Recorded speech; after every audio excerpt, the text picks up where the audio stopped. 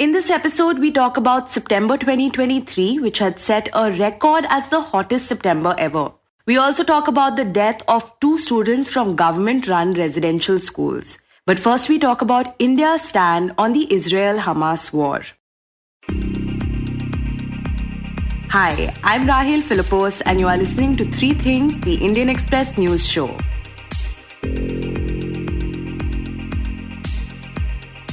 On Thursday night, nearly a week after Israel declared a war on the Palestinian militant group Hamas for launching an unprecedented attack on them, the Ministry of External Affairs issued a statement on the matter. Reiterating what Prime Minister Narendra Modi had said earlier this week, the MEA spokesperson Arindam Bagchi said New Delhi saw the Hamas's siege as a terrorist attack.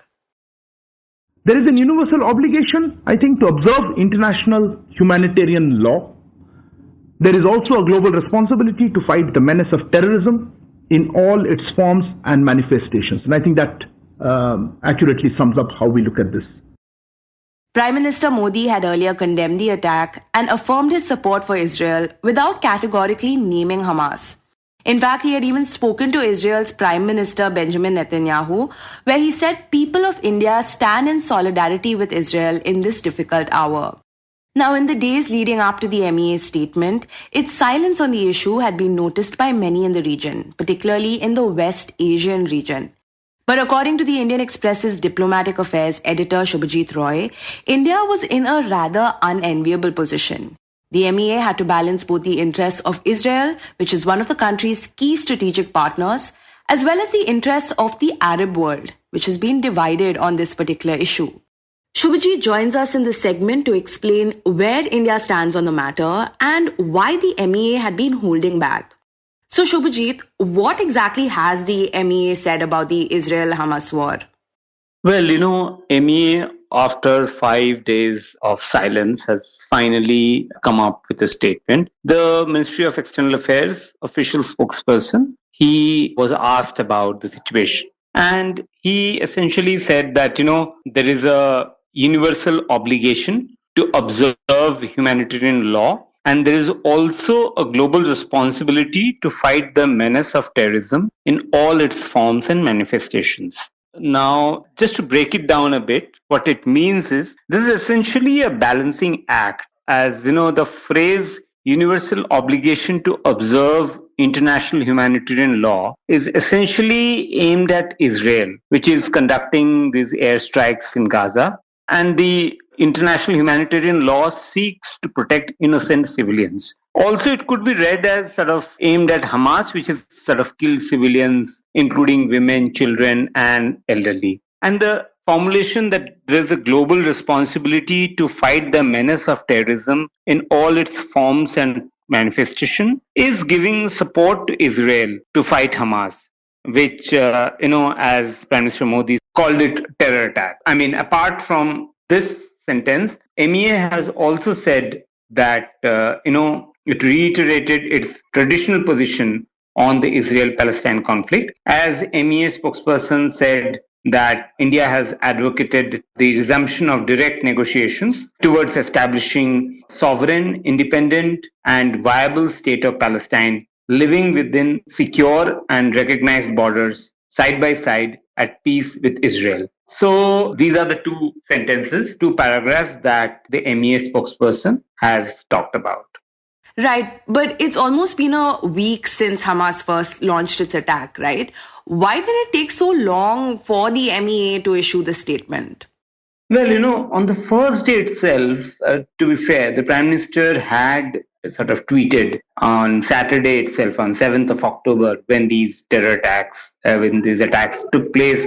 And on Tuesday, after he had a phone call with Benjamin Netanyahu, who was the Israeli Prime Minister, again he tweeted that people of India stand firmly with Israel in this difficult hour, and India strongly and unequivocally condemns terrorism, all its forms and manifestations. So there were 2 of these statements, but you're right, the Ministry of External Affairs, which usually issues a formal statement, which is seen to be Indian government's position, they had not come out with any statement. Essentially, they were sort of trying to see what was the appropriate statement they would have made. And, it has strategic partners on both sides of the aisle, of the divide. And right now, while Israel is a strategic partner, it also has strategic partners on the other side. Say, for example, Saudi Arabia, UAE, Egypt, Qatar, these countries. But India also found a unique situation where the Arab world itself was also divided on these Hamas attacks. In fact, UAE and Bahrain, which are the two countries which signed the Abraham Accords, which was brokered by US with Israel, they in fact criticized Hamas for the terror attacks. So Arab world was also divided, unlike previous times when they would all be united in criticizing Israel. So India found itself in an sort of unenviable position, a tight spot where it was torn between different sides. So my guess is that the diplomatic challenge was to balance between these many sides in West Asia, where India has deep strategic ties with all these countries. And that's why it took some time before it could formulate its position and articulate it. Right. So you spoke about the cracks emerging in the Arab world and how earlier many of these Arab countries were on the same page. What has their stance been on the conflict before this week's escalation? Well, if you remember the first Intifada in the late 80s and the second Intifada, which took place in the early 2000s, the Arab world was almost united on both these accounts, sort of against Israel. But the situation has changed now because of the normalization process that began a couple of years ago between Israel and the Arab world, first starting with the Abraham Accords with UAE and Bahrain. And now, other countries, including most important countries in the region, Saudi Arabia, was also talking to Israel for normalization of ties. And that was a tectonic shift that was happening, as we saw right now in the West Asian region. And that, I think, has led to the situation where the Arab world is divided, where we saw UAE and Bahrain criticizing the Hamas attacks. But Saudi Arabia has tried to strike a balance, although it did mention Israeli occupation forces, but there was no condemnation of the Hamas attacks. But countries like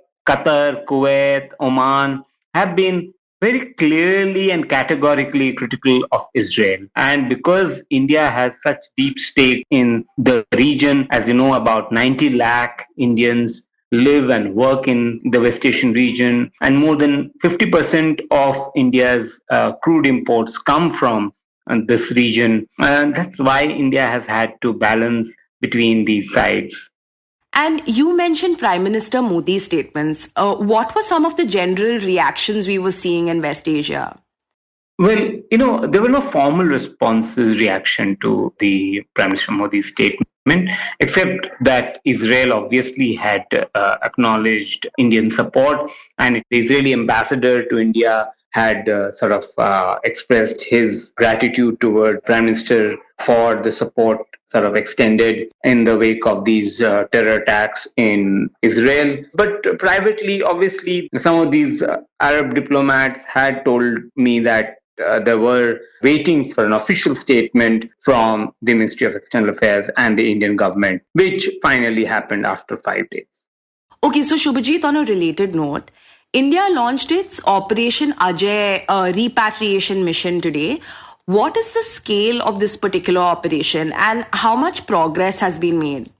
Well, the Indian government decided to facilitate bringing back Indians who want to come back from Israel. And India has started moving its assets. So the first chartered aircraft has gone to Israel to pick up about 230 Indian citizens from Israel.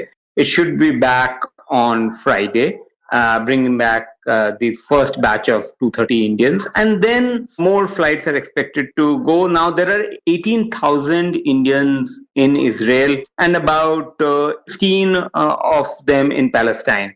About a dozen of them in West Bank and 3 or 4 of them are in Gaza. So the Indian government has asked all the Indians to register on the embassy portal and give their exact location and their willingness to come back, to return. Now, obviously, it will require, it will be, we'll have to see how many people want to actually come back to India. And accordingly, then a plan would be chalked out. It could be few thousands or more. One will have to see that actual magnitude, actual scale of this evacuation or the repatriation exercise will play out in the next few days. Right, but just how complicated is it to repatriate Indian nationals from what is now effectively an active war zone? Yeah, so obviously it's a challenging situation, but not entire Israel is not under in a conflict situation right now. There are some parts of them are witnessing some attacks, some of these rockets, missiles coming. These aerial Hamas and Hezbollah have fired some rockets. But largely, it is not right now in a conflict situation. So there are families which might be students who might want to stay there. In Gaza, it might be a bit difficult for people to get out. So obviously, the 3 or 4 people who are there, Indian government will have to find routes from where they can be brought out of Gaza. So those challenges are quite, dangerous and risky. Dear listeners, before we continue with the show, a quick message. Apart from ground reports, breaking news, investigations, opinion pieces, and audio shows, the Indian Express also runs a fantastic puzzle section. If you like quizzes or brain teasers, then today is a great day to explore the section. Our puzzles editor has just released a music quiz on Kishore Kumar, as today, the 13th of October, marks his death anniversary. It features many iconic songs, and as a player, you have to guess them from 10-second snippets. If you think you can ace the quiz, head over to the show notes to find the link. Happy solving, and now, back to the show.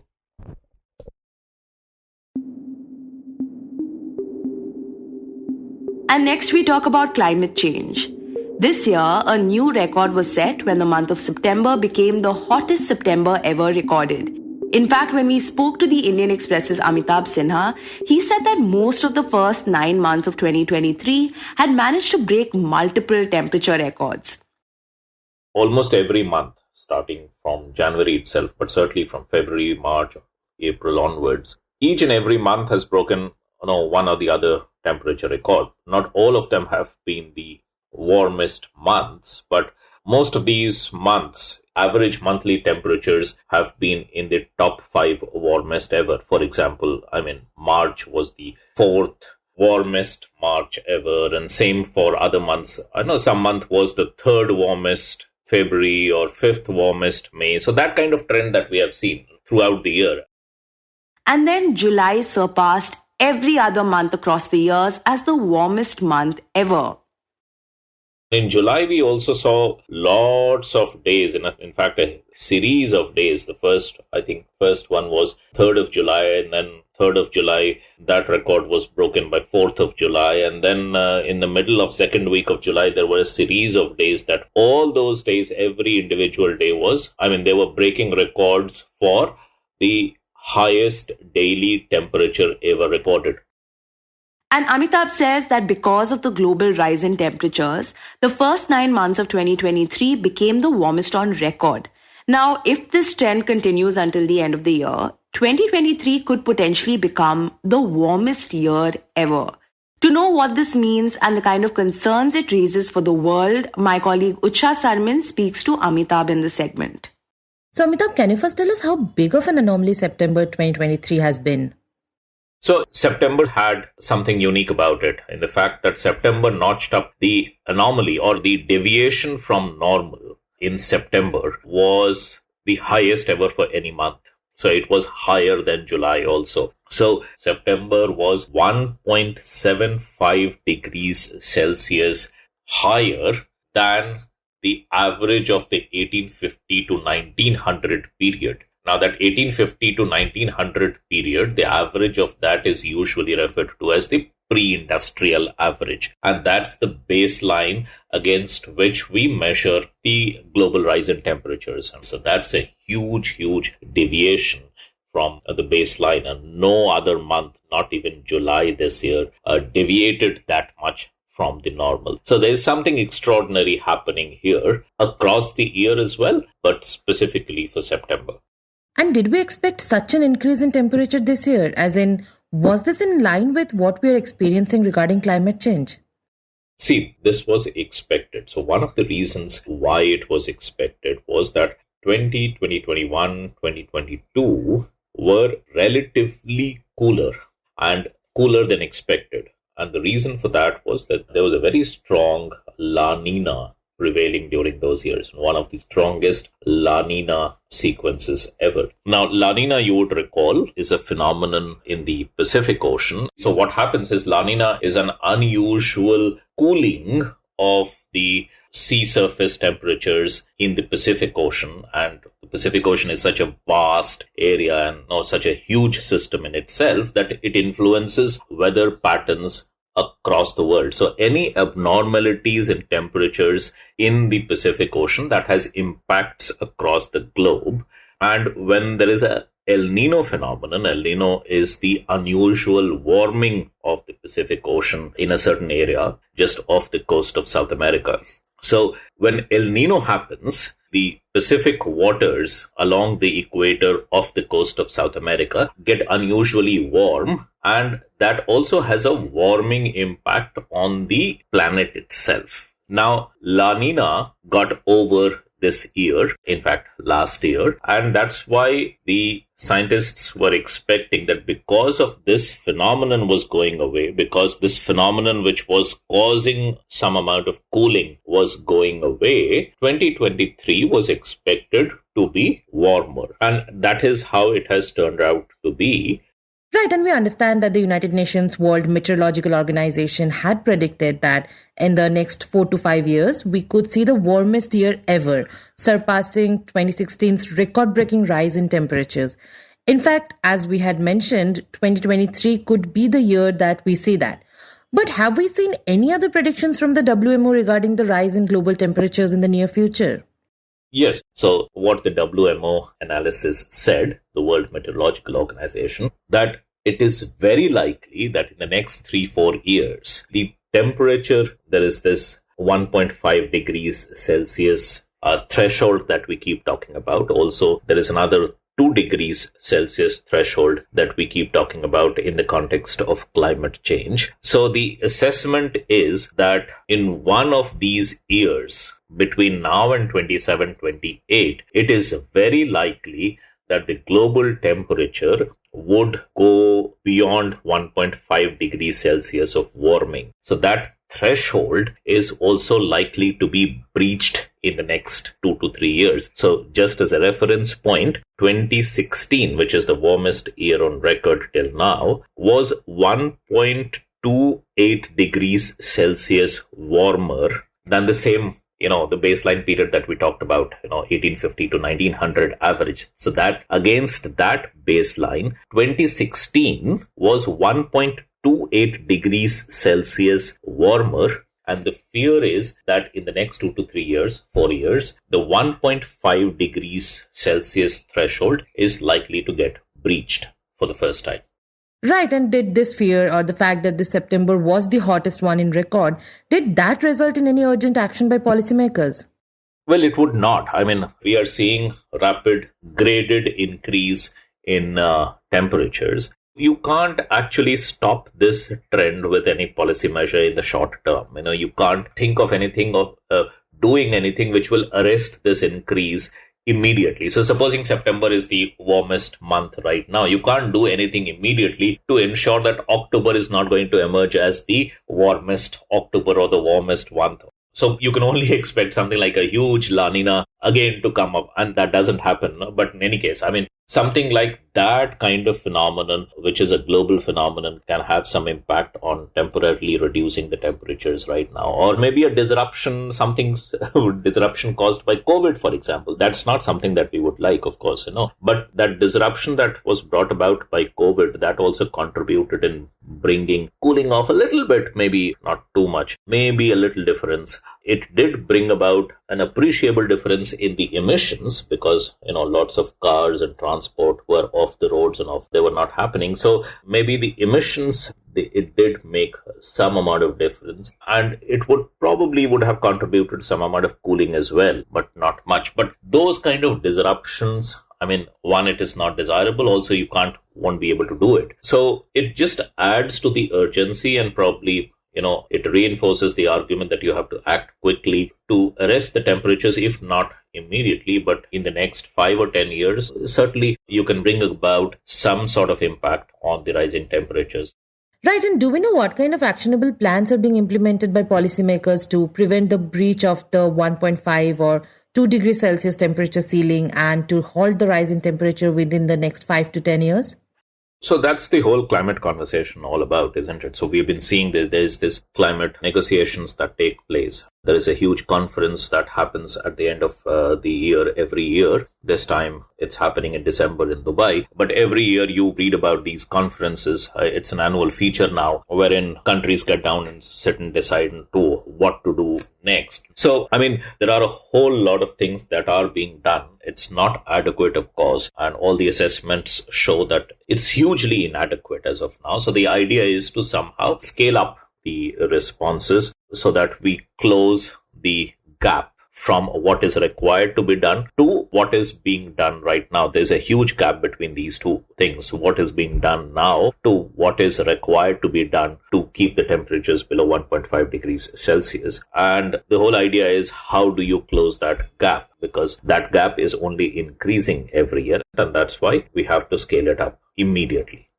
Okay, Amitabh, if we cannot arrest the rising temperature in the coming decade, what kind of future are we looking at?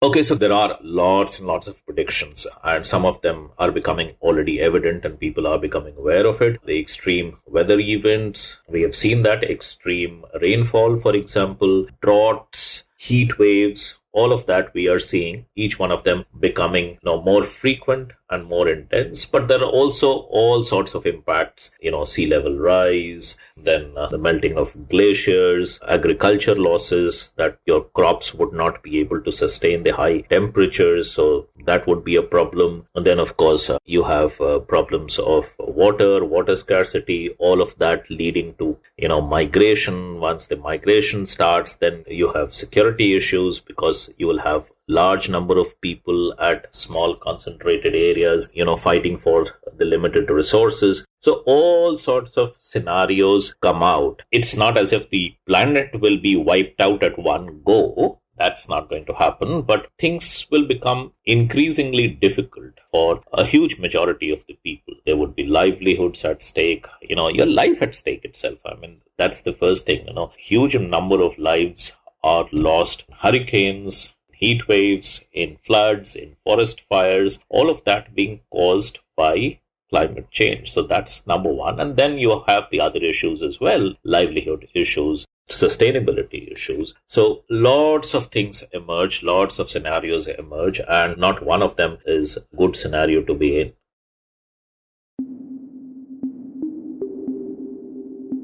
And in the end, we talk about Jharkhand. Last month, a 15-year-old student named Karishma Kumari from Kasturba Gandhi Balika Vidyalaya or KGBV in Jharkhand's Gumla district passed away after suddenly falling ill. When we spoke to the Indian Express's Abhishek Angad, who covers Jharkhand for the paper, he told us what had happened. This girl was really unwell. Her poor condition had deteriorated and she had gone pale. But the situation was such, according to the family members, the younger siblings of that girl couldn't just inform the warden that she needed to be taken to the hospital and she needs immediate medical care. Because the sources tell me that the warden was very strict, she didn't want any kind of trouble. So generally she was not forthcoming. So they went to the guard and requested the guard that, okay, you need to call their relatives somewhere else. And then they were called, the relatives came, and then their relatives took the 15-year-old to her village. And what they tell me is after between 1 and 2 days, she died on the way to the hospital. And last week, a similar incident occurred in another branch of the same school, wherein a 9th standard student fell ill. And then a few hours after she was handed over to her parents, the student passed away. Now, in both the cases, the families of the deceased students accused the school authorities of negligence. Because these are residential schools, right? So whatever goes in the hostel, the school should keep a tab on it. And they did not. I mean, in both the cases, they did not take the girls directly to the hospitals. Now, as Abhishek mentioned, the Kasturba Gandhi schools are residential institutions for girls. And he says that these government-run schools were established to ensure that girls from marginalized groups have access to education.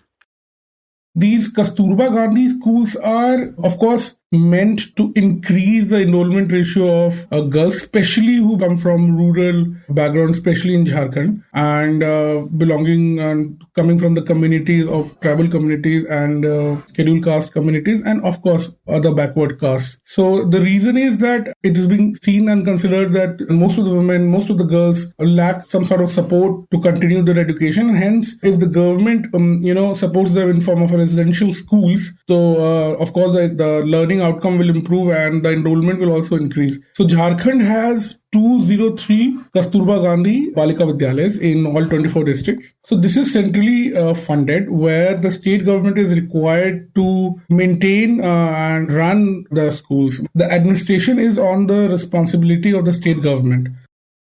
Now, with these two deaths occurring within the span of just 1 month, questions have arisen regarding the quality of food and nutrition that students receive in these schools. In fact, following Karishma's death in Gumla, the district's deputy commissioner, Karn Satyarthi, decided to conduct a post-mortem. The story was not fitting in why somebody is dying from residential school. The doctor called and said that he needs to conduct a post-mortem. And according to the post-mortem report, what the deputy commissioner has told me, the death is because of some liver-related complication. But of course, liver-related complications can also arise if somebody is gone anemic or has low hemoglobin. And so the Deputy Commissioner made a decision to conduct a massive healthcare assessment to determine the hemoglobin levels of all Gumla students who appeared ill or were not in good health. It's very ironic that it took the death of one of the students to actually, for the administration to wake up and say, okay, we'll conduct a health camp. And 1053 students were tested who appeared not very healthy. Out of 1053, that is more than 50%. That is, of course, more around 540 or something like that.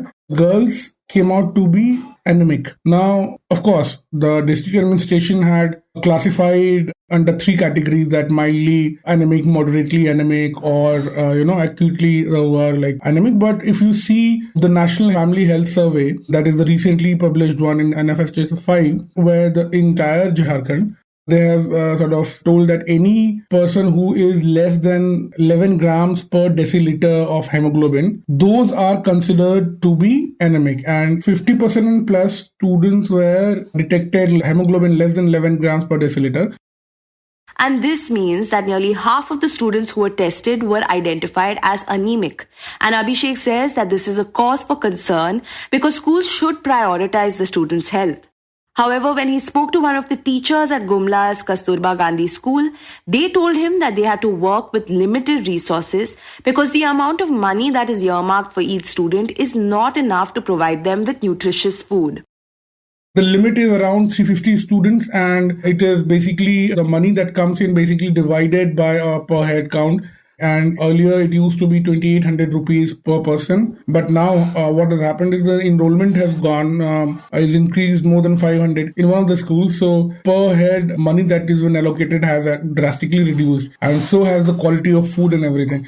And in August, there was this 30 students who stormed outside their residential hostel and school in Mandar, in Ranchi's one block. And, they just went outside for protesting and demanding some of the there to just to pay heed to their issues. For instance, they did not have specialized teachers and they were like asking for long. And there were a lot of problems such as, of course, in the off the records that the people are telling me that there was some problem around sanitary napkins and the way they had infections. So it's not just limited to 1 or 2 or 3 KGVs. The problem is pervasive all around. The only problem here is that these are things that have come to our knowledge. And of course, if there is a health scam or there's some intervention in most of the KGBs, then I'm sure that a lot of issues will come to the fore.